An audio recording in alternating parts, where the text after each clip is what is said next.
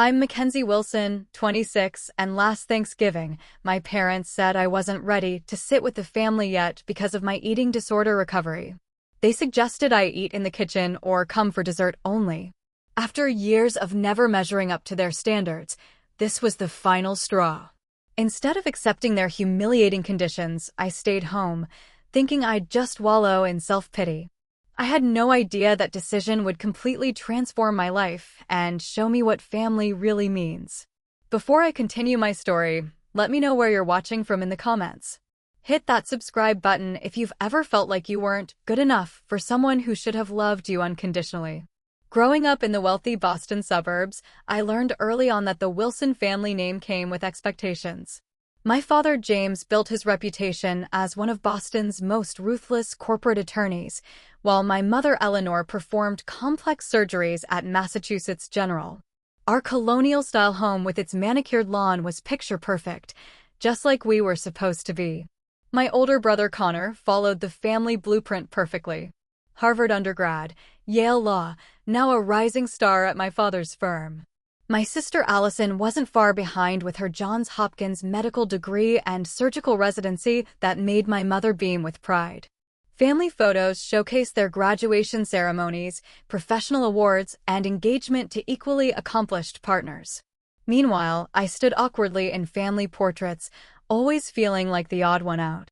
Mackenzie has such potential, my mother would say to her friends at country club luncheons, if only she applied herself like her siblings.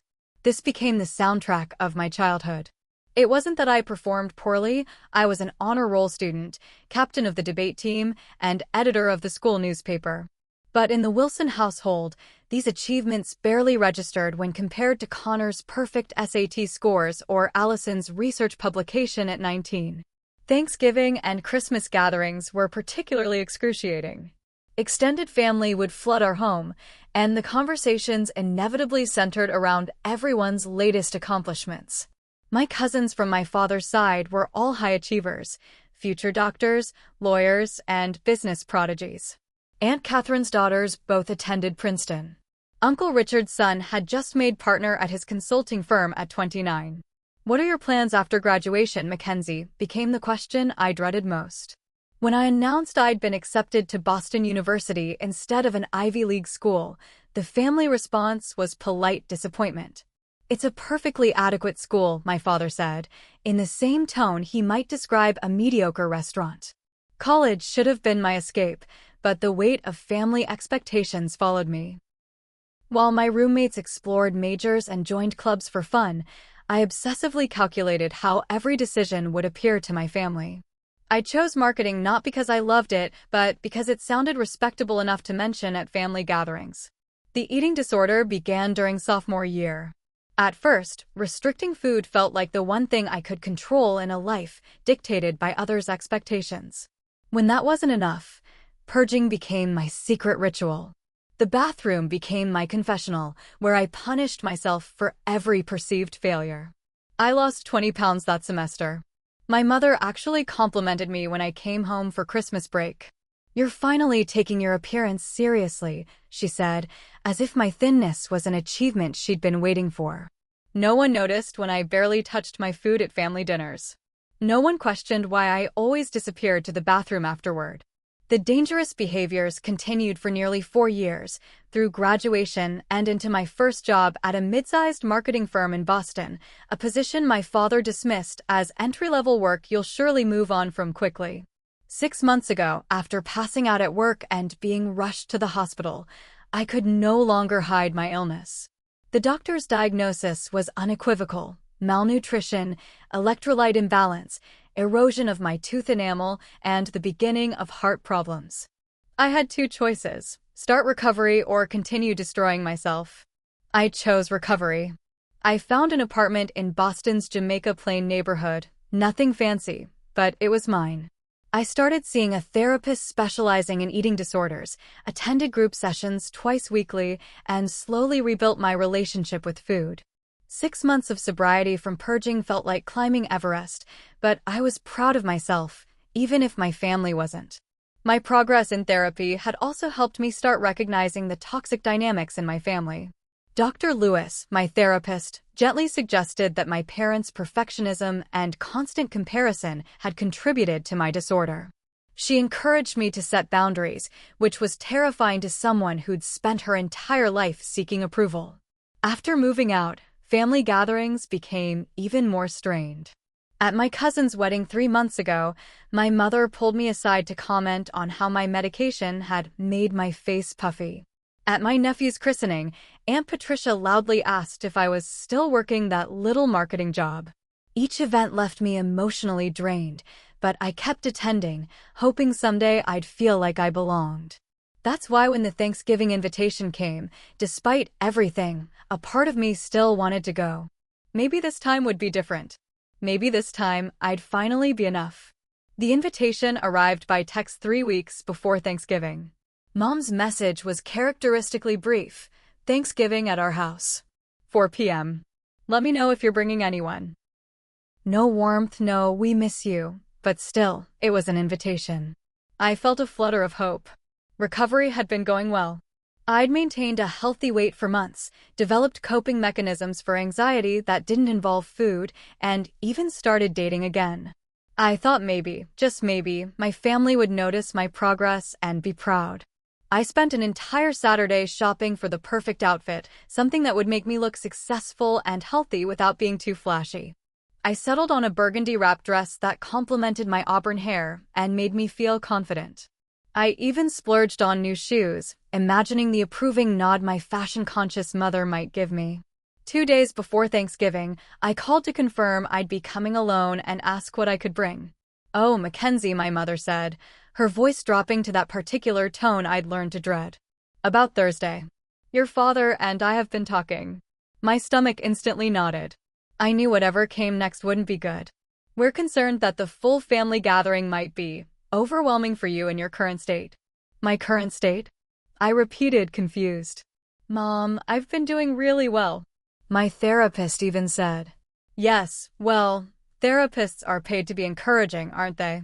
She paused. "The thing is, your cousins are bringing their children, and Aunt Catherine specifically asked if you'd be attending." The implication hung in the air between us. My family had been discussing whether I was fit to attend. "What did you tell her?"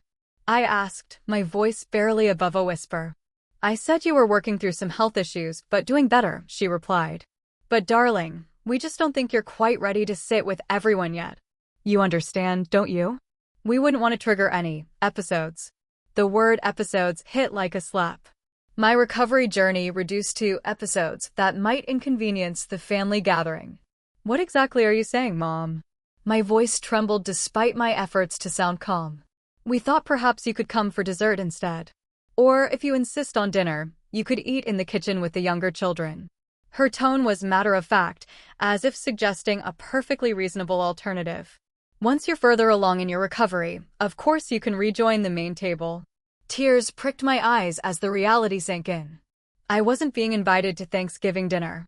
I was being quarantined, like something damaged or contagious. "Let me make sure I understand," I said slowly. "You're asking me to either skip the family dinner entirely or eat in the kitchen because my presence might make others uncomfortable." "Don't be dramatic, Mackenzie. It's not about making others uncomfortable. It's about what's best for your recovery." She sighed. "Your father wants to speak with you." Before I could protest, my father's authoritative voice came through the phone. "Mackenzie, your mother and I agree this is the best arrangement for everyone. The stress of a formal family dinner could set back your progress." His tone softened slightly, which somehow made it worse. "We're proud of how far you've come, but rushing back into family gatherings could be detrimental." "Dad, I've been attending therapy regularly for 6 months. I've been maintaining healthy eating patterns. I've rebuilt my entire life." My voice cracked. "This isn't about my recovery at all, is it? This is about appearances. You don't want me at the table because I embarrass you." "That's not fair," he replied sharply. "Your aunt specifically asked if your condition would be visible to the children. We're simply trying to protect you from uncomfortable questions." The truth hit me like a physical blow. This wasn't about protecting me. This was about protecting the family image. About hiding the imperfect daughter who dared to struggle publicly. "I see," I said quietly. And what exactly did you tell them about my condition? The uncomfortable silence told me everything I needed to know. We simply explained that you've been dealing with some mental health challenges. My mother jumped back in. Nothing specific. But I knew my family. Nothing specific would have been said, but plenty would have been implied. Hushed voices. Concerned looks. Such a shame about Mackenzie. I won't be coming for dessert, I said finally. And I won't be eating in the kitchen like some shameful secret. Now you're just being difficult, my mother snapped. We're trying to include you while being sensitive to your situation. My situation. I laughed hollowly. My situation is that I'm in recovery from a disease that nearly killed me, without any support from my family. My situation is that I'm finally getting healthy, and instead of celebrating that, you want to hide me away. That's quite enough, my father interjected. If you're going to be unreasonable, perhaps it is best you don't attend this year. After hanging up, I collapsed onto my couch, phone still clutched in my hand. Within minutes, it buzzed with texts from both Connor and Allison. Connor, Mom told me about Thanksgiving. Try to see it from their perspective. The family gathering is stressful enough without adding complications. Allison was slightly more sympathetic. I know it's not fair, but you know how Mom and Dad are about appearances. Maybe next year will be better? I'll save you leftovers. Neither of them offered to stand up for me. Neither suggested that excluding their sister was wrong. They were so thoroughly programmed to maintain the family peace that they couldn't even recognize the cruelty of the situation. I turned off my phone and curled up on the couch, letting the tears flow freely. For years, I'd blamed myself for not fitting into my family. Now, for the first time, I wondered if the problem wasn't me after all. Maybe the problem was a family dynamic so toxic that it would rather hide a recovering daughter than acknowledge her struggle and growth. As the reality of spending Thanksgiving alone settled in, I cycled through grief, anger, and finally, a strange sense of relief. At least I wouldn't have to smile through another performance of the perfect Wilson family dinner. Thanksgiving morning arrived with gray skies and a light drizzle that matched my mood perfectly. I woke up late, having tossed and turned most of the night, dreaming of family dinners where I was invisible, my place setting repeatedly removed while everyone pretended not to notice. I made coffee and scrolled through social media, a mistake I immediately regretted. My feed was flooded with cheerful family photos, meal preparations, and grateful captions about togetherness. Allison had already posted pictures of the elaborate table setting at our parents' house, complete with the sterling silver and Wedgwood china that only came out for special occasions. I could picture exactly where everyone would sit and the conspicuously absent place that would have been mine. I closed the app and let my head fall back against the couch cushions. Tears leaked from the corners of my eyes, trailing down to soak into my pajama top. All I had planned for the day was a frozen diet meal and maybe a sad movie marathon, the perfect accompaniment to my pity party. Around noon, my phone buzzed with a text from my mother. We've moved dinner up to 3.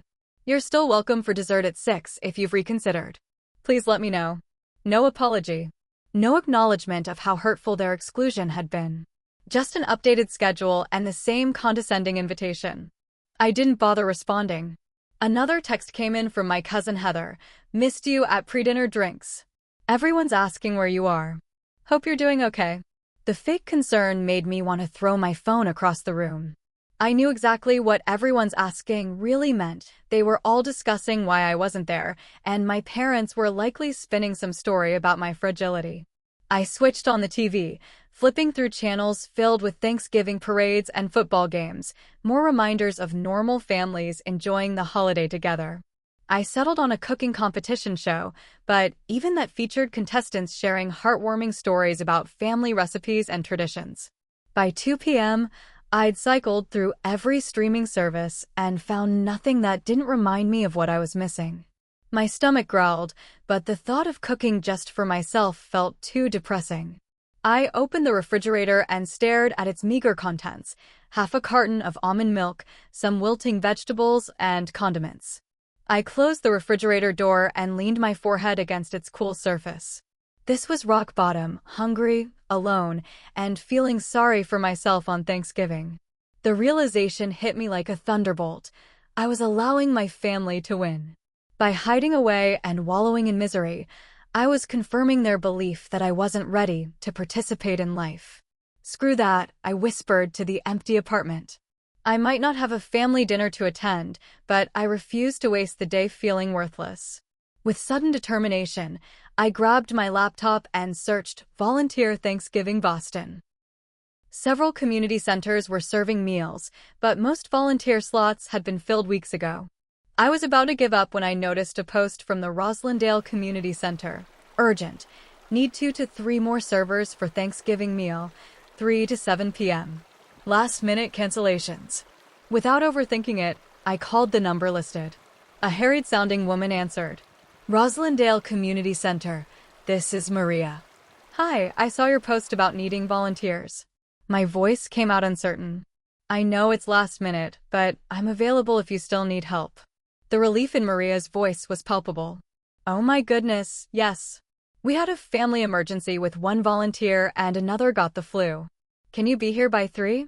I can, I said, already heading to my bedroom to change. Is there anything I should bring? Just yourself and a willing attitude. We've got aprons and everything else. I paused, an idea forming. Actually, would it be helpful if I brought a dish? I could make cranberry sauce. That would be amazing, Maria said. We're always short on sides. Thank you so much. Mackenzie, I supplied. Thank you, Mackenzie. See you soon. After hanging up, I stared at myself in the bedroom mirror. I hadn't made cranberry sauce or anything more complicated than a sandwich in months. My eating disorder had disconnected me from food preparation, turning it into something fearful rather than enjoyable. But today felt different. I quickly changed into jeans and a sweater, grabbed my purse, and headed to the nearest grocery store. I purchased fresh cranberries, oranges, sugar, and a bottle of vanilla extract, ingredients I remembered from my grandmother's recipe, the one bright spot in my family's culinary traditions. Back in my kitchen, I washed the cranberries with trembling hands. What if I couldn't do this? What if I failed at even this simple task and showed up empty-handed? The familiar voice of self-doubt, one that sounded suspiciously like my mother, whispered that I was setting myself up for embarrassment. I took a deep breath and remembered my therapist's advice. Notice the negative thought, acknowledge it, and then choose whether to believe it. I hear you, I said aloud to the empty kitchen. But I'm going to try anyway. I measured ingredients carefully, zest an orange, and watched with fascination as the cranberries popped and transformed in the saucepan. The sweet-tart aroma filled my small apartment, bringing an unexpected lump to my throat. This was what Thanksgiving should smell like, warmth and creation, not judgment and exclusion. When the sauce had cooled enough, I dipped in a clean spoon for a tiny taste. The flavor burst across my tongue, tangy, sweet, with hints of orange and vanilla. It was good. Really good. I'd made something delicious, and I'd done it for strangers who might appreciate it, not for family members who would scrutinize it for flaws. I carefully transferred the cranberry sauce into a glass container, wrapped it in a dish towel to keep it warm, and placed it in a tote bag. My phone showed several missed calls from my family, but I silenced it and put it in my purse. Today wasn't about them anymore. As I drove toward Roslindale, nervousness fluttered in my stomach. I was heading to a place where I knew no one, to serve people I'd never met. What if they rejected me too? What if I didn't fit in here either? But beneath the anxiety was something else, a tiny spark of excitement, of possibility. For the first time in months, perhaps years, I was doing something completely for myself and for others who needed help. Not to impress anyone. Not to meet some impossible standard. Just to be useful, to be present, to not be alone. I parked outside the community center, its windows glowing warm and inviting in the gray afternoon. With my cranberry sauce clutched in my hands, I took a deep breath and walked toward the entrance, leaving my family's expectations behind with every step. The Roslindale Community Center looked nothing like I'd imagined. Instead of the sterile, institutional space I'd expected, I found myself in a large, warmly lit room decorated with paper turkeys and fall-colored streamers. Round tables covered in orange and brown tablecloths filled most of the space, while a long serving area had been set up along one wall. I stood awkwardly just inside the doorway, clutching my container of cranberry sauce and scanning the busy room for someone who might be in charge. Volunteers in aprons bustled around, arranging silverware and filling water pitchers. "You must be Mackenzie." A short, plump woman with curly gray hair and kind eyes approached me with a smile. "I'm Maria." We spoke on the phone. She gestured to the container in my hands. "Is that the cranberry sauce you mentioned?" I nodded, suddenly shy. "It's my grandmother's recipe. I hope it's okay." Maria took the container and peeked inside. "It looks beautiful. Homemade cranberry sauce is a treat. We usually only have the canned stuff. Come on, I'll show you where to put your things and get you an apron." She led me to a small office where several bags and coats were already stored, chattering warmly the whole way. "We're serving about 100 people today, some homeless individuals, elderly folks who live alone, and families going through tough times. Everyone's welcome here." Maria handed me a clean apron with a turkey embroidered on the front. "We'll start serving at 3:30, but folks are already arriving. I'll put you on the serving line. You can handle the mashed potatoes and gravy. Easy job for a first-timer."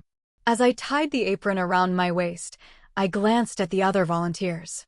They were a diverse group: elderly retirees, college students, middle-aged men and women. None of them looked like they'd stepped out of a Boston magazine spread like my family always did, but they all seemed genuinely happy to be there. Maria introduced me to my serving partner, Frank, a 70-something retired postal worker with a bristly white mustache and twinkling eyes. "First time volunteering?" he asked as we set up our station. I nodded. My family plans changed. I didn't want to spend the day alone. Frank nodded knowingly. "Been coming here for 5 years, ever since my Margaret passed. First year was just to escape the empty house, but now it's my favorite day of the year." He gestured around the room. "These folks have become my holiday family." The concept of a chosen holiday family was entirely foreign to me. In my world, family was defined by DNA and obligation, not choice and connection. As 3:30 approached, Maria gathered all the volunteers for a quick briefing. "Remember, folks, today isn't just about feeding hungry people. It's about dignity and community. Look everyone in the eye, smile, and remember that some of our guests won't experience another kind word all day. Let's make this special." The serving began promptly, and I was surprised by how quickly I fell into a rhythm. "Mashed potatoes?" I'd ask with a smile. "Regular or light gravy?" I made sure each scoop was generous and tried to make eye contact with every person who passed through the line, just as Maria had suggested. About an hour into serving, a young woman with 2 small children approached my station. The little girl, who couldn't have been more than 5, looked up at me with solemn eyes. "Can I have extra gravy, please?" she asked quietly. "It's my favorite part." "Of course you can, sweetheart," I replied, giving her an extra generous drizzle. The girl's face lit up with a smile so genuine it made my chest ache. Her mother mouthed "thank you" to me, and I noticed the dark circles under her eyes and the worn edges of her coat. I wondered what circumstances had brought them here today, what struggles they might be facing. Whatever they were, this mother had swallowed her pride to ensure her children had a Thanksgiving meal. I thought of my own mother, who would rather exclude her daughter than face uncomfortable questions from relatives. The contrast was striking. Beside me, Frank chatted easily with each guest, remembering names and asking after family members. "How's that grandson of yours doing in college, Eleanor?" he asked an elderly woman. "Did your sister find an apartment yet, Miguel?" During a brief lull, I whispered to Frank, "How do you remember everyone's stories?" He shrugged. "When you listen, really listen, people stick with you. Most folks just want to be seen, you know." I did know. How many family gatherings had I attended where no one really saw me? Where conversations revolved around achievements and appearances rather than genuine connection? Around 5 o'clock, a volunteer named Jessica came to relieve me for a short break. "Go grab some food," she urged. "You've been working nonstop." I hesitated. "I'm not sure if I should." "The volunteers eat too," Jessica assured me. Maria's rule. We're all part of the community today. In the back room where volunteers could rest, I found a plate and hesitantly approached the food table. Old anxiety surfaced as I stared at the abundant dishes: turkey, stuffing, green bean casserole, sweet potatoes, rolls, and there, next to the store-bought cranberry sauce, my homemade version in its glass container. "Your cranberry sauce is a hit," said a voice behind me. I turned to find a young man about my age with glasses and a friendly smile. "I'm Aiden, by the way. College student. Couldn't afford the flight home to Oregon this year." "Mackenzie," I replied. "Family complications." He nodded understandingly.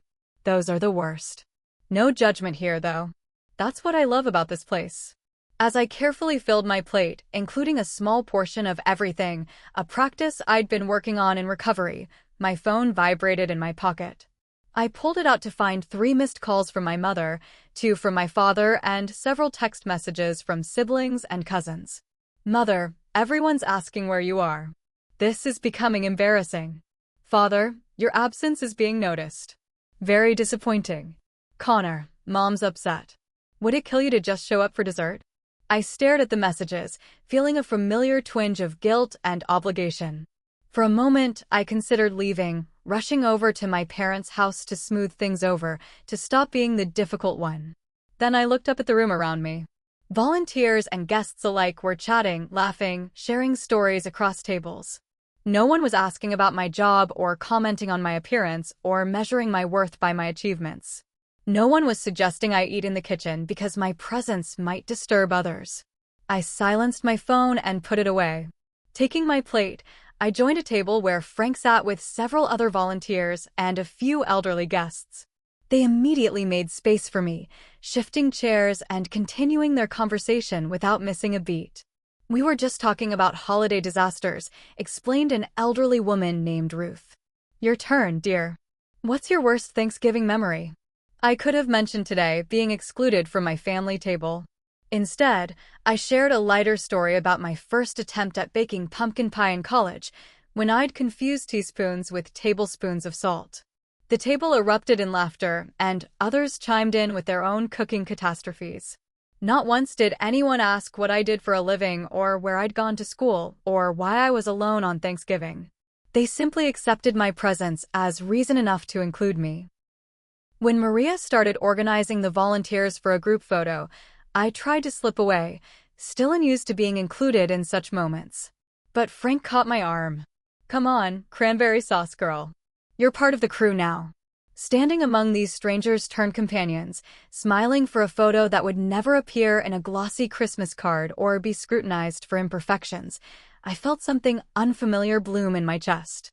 It wasn't until later that I recognized it for what it was: belonging. After the group photo, I returned to my serving station with a lighter heart. The initial dinner rush had slowed, though people continued to trickle in, some arriving late from work shifts, others perhaps having overcome initial hesitation about attending. "I'm going to check on the dessert setup," Frank informed me. "You good here for a few minutes?" I nodded, confident now in my role.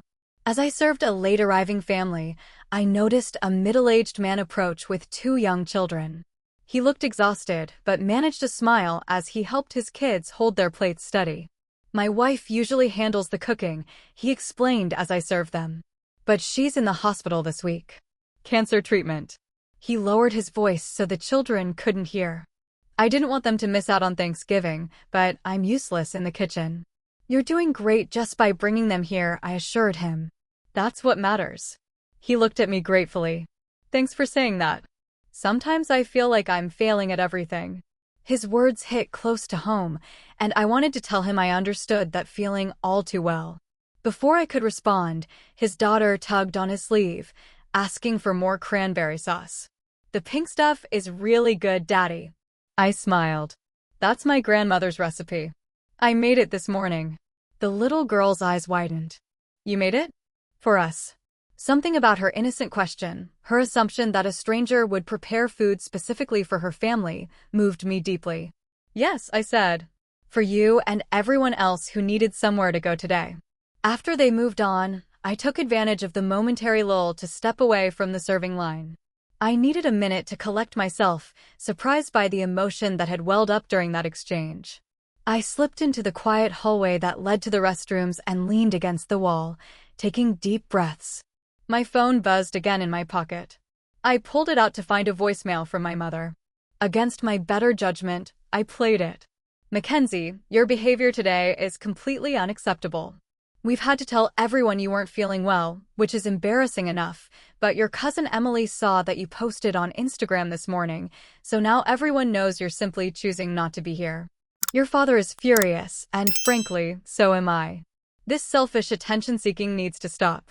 Call me immediately. I hadn't posted anything on Instagram. My mother was either lying or confused. Either way, the message stung. My hands shook as I checked my other messages. Connor had texted a photo of the family gathered around the dining table, everyone smiling in their coordinated fall outfits. Missing our troublemaker, the caption read, as if my absence was just a quirky family joke. Then came a private message from my cousin Rebecca, FYI, and Eleanor told everyone you were too emotionally unstable to attend family gatherings right now. Thought you should know what they're saying. Hope you're okay. The words blurred as tears filled my eyes. Emotionally unstable. That's how my family had labeled me. Not recovering. Not healing. Not working hard to get healthy. Just damaged. Broken. A problem to be managed. I stumbled into the women's restroom and locked myself in a stall, finally letting the tears flow freely. All the hurt, rejection, and anger I'd been suppressing came pouring out in heaving sobs. I pressed my fist against my mouth to muffle the sound, not wanting anyone to hear. After several minutes, a gentle knock came at the stall door. "Honey, are you all right in there?" It was Maria's voice, concerned and warm. I couldn't answer, my throat too tight with emotion. "I'm going to wait right out here," she continued. "Take your time. I've got tissues when you're ready." Eventually, my sobs subsided enough for me to unlock the door. Maria stood by the sinks, her kind face creased with worry. She wordlessly handed me a wad of tissues. "I'm sorry," I managed. "I didn't mean to cause a scene." "You didn't cause anything," she assured me. We all have moments when it gets too much.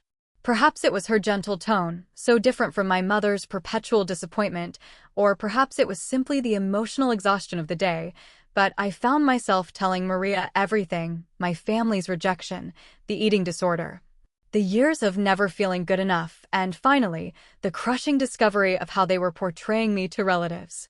Maria listened without interruption, occasionally nodding or squeezing my hand. When I finished, she sighed deeply. "My own mother was like that," she said quietly. "Nothing I did was ever right. I spent 40 years trying to earn her approval before I realized it wasn't mine to earn, the problem was hers." "How did you cope?" I asked, desperate for guidance from someone who understood. "I found my people," she said simply. "Created my own family from friends who accepted me as I was. That's why I started this Thanksgiving tradition 15 years ago, for all of us missing or rejected from our biological families." As Maria spoke, I realized she wasn't just organizing a charity meal.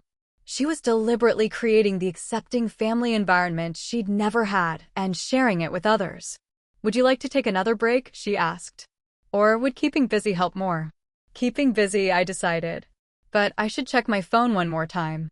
My sister might be genuinely concerned. Maria nodded and stepped out to give me privacy. I washed my face with cool water and checked my messages one last time. Sure enough, Allison had texted, "Mom's freaking out. Where are you? Everyone's talking.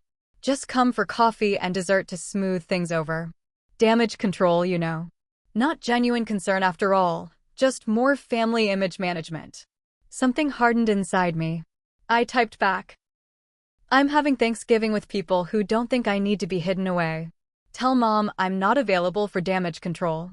Enjoy your perfect family dinner without the imperfect daughter."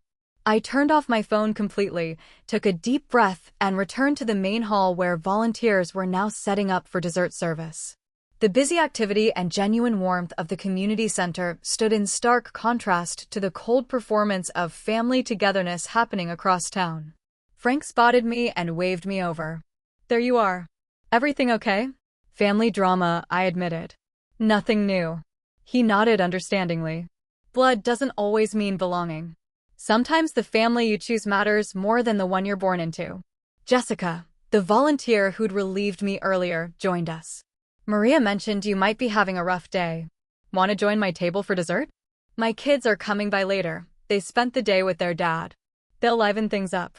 I'd like that, I said, surprised by how much I meant it. As dessert service began, I found myself working alongside Aiden, serving pie with a genuine smile that no longer felt forced. When Frank shared a ridiculous turkey joke that made everyone groan, I laughed freely, without worrying about appearing too loud or unrefined. For the first time in years, perhaps ever, I was exactly where I needed to be on Thanksgiving, not because of obligation or appearance, but because I'd chosen to be there, and more importantly, because I'd been chosen in return. As the evening progressed, the atmosphere in the community center shifted. The initial rush of serving dinner gave way to a more relaxed, intimate gathering. Many families with young children had departed, while others settled in at tables with coffee and dessert, seemingly in no hurry to leave the warmth of the community they'd found. I joined the volunteers who were beginning the cleanup process, gathering used plates and folding tablecloths. There was something therapeutic about the simple, productive work, so different from the tense, performance-like quality of cleanup at my parents' house, where my mother would inspect every dish for water spots before it was put away. "You're a natural," Frank commented as I efficiently stacked chairs. "Ever think about volunteering regularly?" The question caught me off guard. In my family, volunteer work was something you listed on college applications or mentioned at networking events, a means to an end, not a genuine commitment. I hadn't considered it, I admitted. But I've enjoyed today more than I expected. The senior center does a community dinner every Wednesday, he continued. Nothing fancy, just a chance for folks to share a meal together. They're always short on help. The idea of a weekly commitment to something purely because it felt good, not because it would impress anyone or add to my resume, was novel. Before I could respond, Maria approached our group. "When you're finished with cleanup, a few of us usually head over to my place for leftovers and games," she said. "Nothing fancy, just a chance to unwind. You're all welcome to join." Several volunteers nodded enthusiastically. Aiden raised his hand like an eager student. "I call dibs on the extra stuffing." "I make a mean turkey sandwich," Frank added. "Secrets in the cranberry to mayo ratio." Maria turned to me with a warm smile. "Mackenzie? We'd love to have you." Part of me wanted to accept immediately, but old insecurities surfaced. What if I didn't fit in with this group outside the structured environment of volunteering? What if they were just being polite? Jessica must have noticed my hesitation. "It's really laid back," she assured me. "My kids will be joining us later. No pressure, though." "I'd like that," I found myself saying. "Thank you." After finishing cleanup, I retrieved my purse from the office and checked my phone. Numerous missed calls from family members, but also a text from my therapist, Dr. Lewis, just checking in. "However you're spending today, remember your worth isn't determined by others' approval. I'm proud of your journey." Her simple message reinforced the decision I'd already made. I texted back a quick summary of my day and then turned my phone off again, not ready to deal with the family fallout just yet. Outside, a light snow had begun to fall, dusting the cars in the parking lot. Frank offered me a ride to Maria's, but I explained I had my car. "Follow me, then," he said. "It's a bit tricky to find if you don't know the neighborhood." I followed Frank's ancient blue Buick through Roslindale's winding streets, eventually pulling up outside a charming triple-decker with a wraparound porch. Christmas lights already adorned the railings, twinkling cheerfully against the early evening darkness. Maria's apartment occupied the second floor, and the warm glow from her windows felt instantly inviting. Inside, her home reflected her personality: colorful, slightly mismatched furniture, walls covered with photographs and artwork, and an eclectic collection of throw pillows that somehow worked together despite their differences.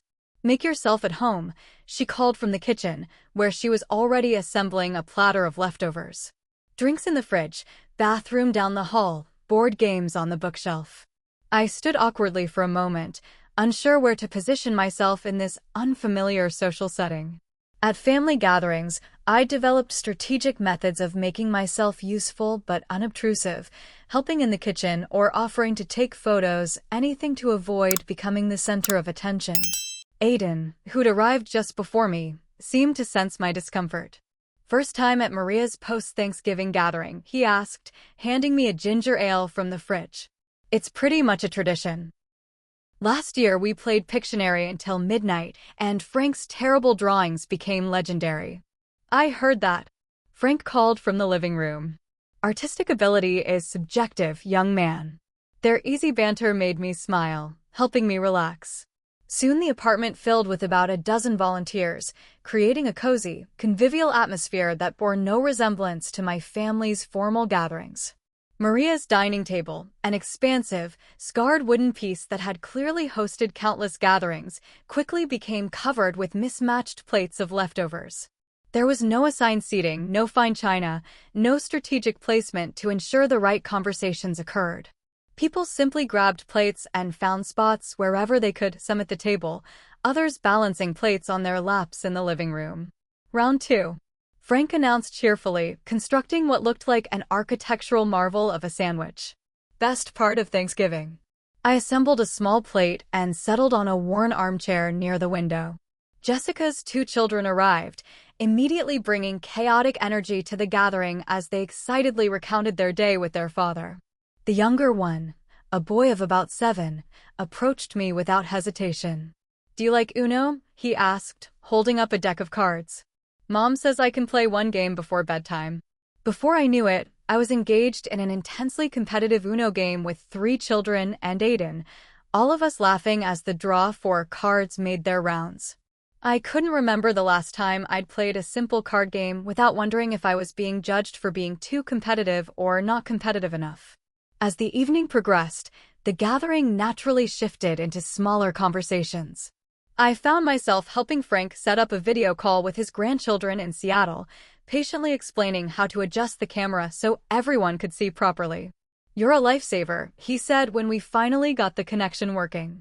"Technology, and I have an understanding. I don't understand it, and it doesn't understand me." Later, Maria gathered everyone for an impromptu toast with sparkling cider in mismatched glasses.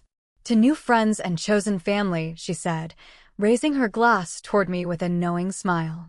"To good food and better company," added Jessica. "To surviving another year," Frank concluded with a wink. As glasses clinked, I felt my throat tighten with emotion again, but not from sadness this time. The genuine warmth in that small, crowded apartment stood in stark contrast to the perfectly orchestrated, but emotionally barren gatherings of my biological family. When Jessica mentioned the community center's upcoming Christmas event for underprivileged children, I found myself volunteering to help coordinate donations. Maria took down my contact information, adding me to a group chat where the regular volunteers communicated. "Just like that, she's one of us," Frank said with a pleased nod. Around midnight, as the gathering began to wind down, Maria insisted on taking a group selfie. "For the community center's newsletter," she explained, though I suspected it was more for the sake of commemorating the evening. We crowded together, arms around shoulders, cheeks pressed close, smiling genuinely rather than with the practiced poses my family employed for their holiday card photos. When Maria sent the image to everyone, I immediately saved it as my phone's background, a visible reminder of this unexpected day. By the time I prepared to leave, my parents had stopped calling. The urgent need for damage control had apparently passed, or perhaps they'd simply given up for the night. Strangely, I felt relieved rather than guilty. "Text when you get home," Jessica insisted, giving me a warm hug. "That's what we do in this family, we check in on each other." As I drove back to my apartment through the quiet, snow-dusted streets, I realized I'd experienced more genuine connection in one evening with strangers than in years of family holidays. The people at Maria's hadn't asked about my job or my 5-year plan or why I wasn't dating anyone. They hadn't scrutinized my food choices or appearance. They had simply welcomed me as I was, a person worthy of inclusion without conditions or prerequisites. My apartment, which had felt so lonely that morning, now seemed like a sanctuary rather than an exile. I sent the promised home safe text to the group chat and received an immediate flurry of goodnight messages and emoji hearts. I fell asleep on my couch, still dressed, too tired to make it to the bedroom but feeling, perhaps for the first time in my adult life, that I truly belong somewhere. The week following Thanksgiving brought both challenges and revelations. At my regular therapy session with Dr. Lewis, I recounted the entire experience, my family's rejection, the community center, and the unexpected connections I'd formed. "How did it feel to choose your own Thanksgiving experience?" she asked, her expression thoughtful. "Terrifying at first," I admitted. "Then liberating. It's like I've been trying to earn a seat at a table where the rules keep changing, when I could have been building my own table all along." Dr. Lewis smiled. "That's a powerful metaphor, Mackenzie. And a profound realization." We spent the session processing not just the events of Thanksgiving, but what they revealed about my family dynamics and my own journey towards self-acceptance. For the first time, I could see clearly how my parents' conditional love had fueled my eating disorder, my desperate attempt to control something, anything, in a life where approval was always just out of reach. "Your recovery isn't just about your relationship with food," Dr. Lewis pointed out. "It's about rebuilding your relationship with yourself, separate from your family's expectations." I nodded, understanding dawning. "I think that's why volunteering felt so good. I wasn't Mackenzie Wilson, disappointing daughter. I was just Mackenzie, someone who showed up and helped." My family, predictably, had a different perspective on the situation. My mother left several voicemails expressing her concern about my erratic behavior and suggesting that perhaps my medication needed adjustment. My father sent a terse email about family obligations and mature decision-making. With Dr. Lewis's support, I composed a boundary-setting email to my parents. I explained that while I loved them, I could no longer participate in family gatherings where I was treated as a problem to be managed rather than a person to be loved.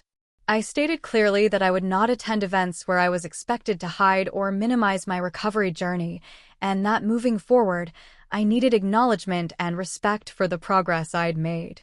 I didn't expect my message to change years of established dynamics overnight, but sending it was a victory in itself, a declaration of my worth and my right to set boundaries.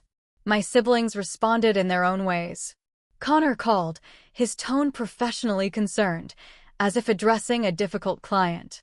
"I think you're overreacting," he said. "You know how Mom and Dad are. Why rock the boat?" "Because the boat is taking on water," I replied. "And I'm tired of drowning to keep everyone else comfortable." Allison's response surprised me. She showed up at my apartment one evening, unannounced, with a bottle of wine and a troubled expression. "I owe you an apology," she said after I invited her in. "I should have stood up for you before Thanksgiving. I knew what they were doing wasn't right." We talked for hours that night, really talked, perhaps for the first time since childhood. Allison admitted she developed her own coping mechanisms for our parents' impossible standards, becoming the perfect daughter not because she wanted to, but because she feared the alternative. We cried together, laughed together, and began the tentative process of rebuilding a relationship based on authenticity rather than shared trauma. Meanwhile, my connection to the community center grew stronger. I began volunteering at the Wednesday senior dinners Frank had mentioned, finding unexpected joy in the simple act of serving others without agenda or expectation.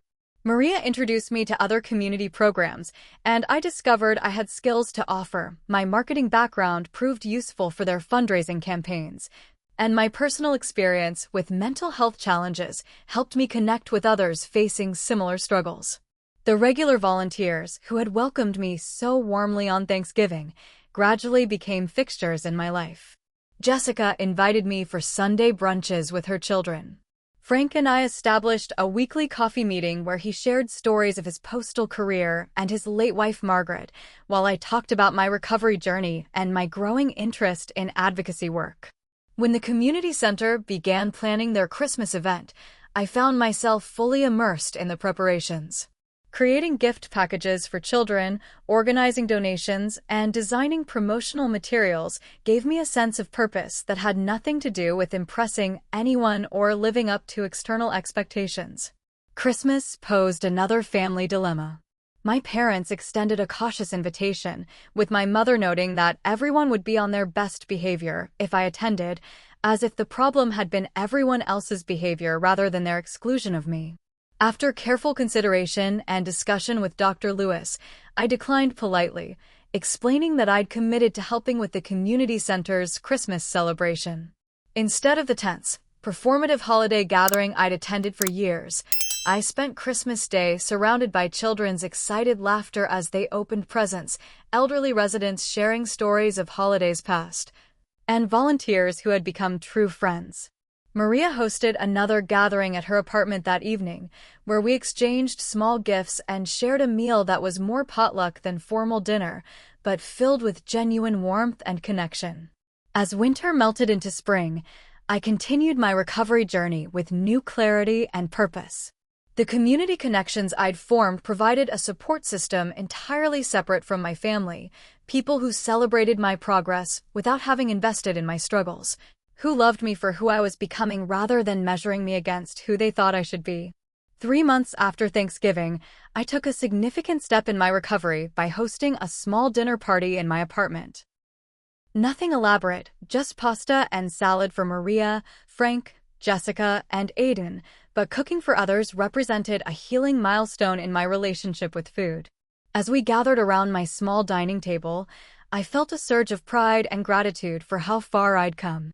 By the time the 1-year anniversary of that pivotal Thanksgiving approached, my life had transformed in ways I couldn't have imagined. My relationship with my family remained complicated. Some wounds were too deep for quick healing, but it was evolving on healthier terms. Allison and I had established a genuine friendship independent of our parents. Connor occasionally joined us for coffee, slowly shedding his defensive perfectionism. My parents made halting attempts at understanding, though true acceptance remained a work in progress. The most profound change, however, was within myself. The eating disorder that had once consumed my identity now occupied a smaller space in my life, a chapter in my story rather than the whole narrative.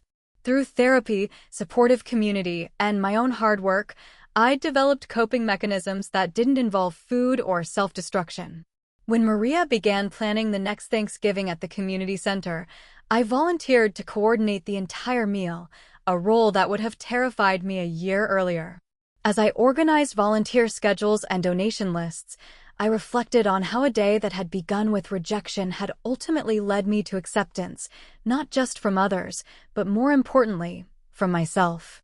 The lesson I carry forward isn't that family doesn't matter, but rather that family is defined by love and acceptance, not merely by blood. Sometimes the table where you truly belong isn't the one you were born to, but the one you build yourself, surrounded by people who see your value without conditions or prerequisites. If you've ever felt excluded from places where you should have belonged, or if you've measured your worth by others' impossible standards, I hope my story reminds you that you deserve a seat at the table, even if it's a table of your own creation. Sometimes the most painful rejections lead us exactly where we need to be. Have you ever found connection and belonging in unexpected places? Has a painful experience ever led to positive transformation in your life? Share your story in the comments below. I read everyone. Don't forget to subscribe if this resonated with you, and hit that like button to help others find this message. Thank you for being part of my journey, and remember, you're worthy of belonging, exactly as you are.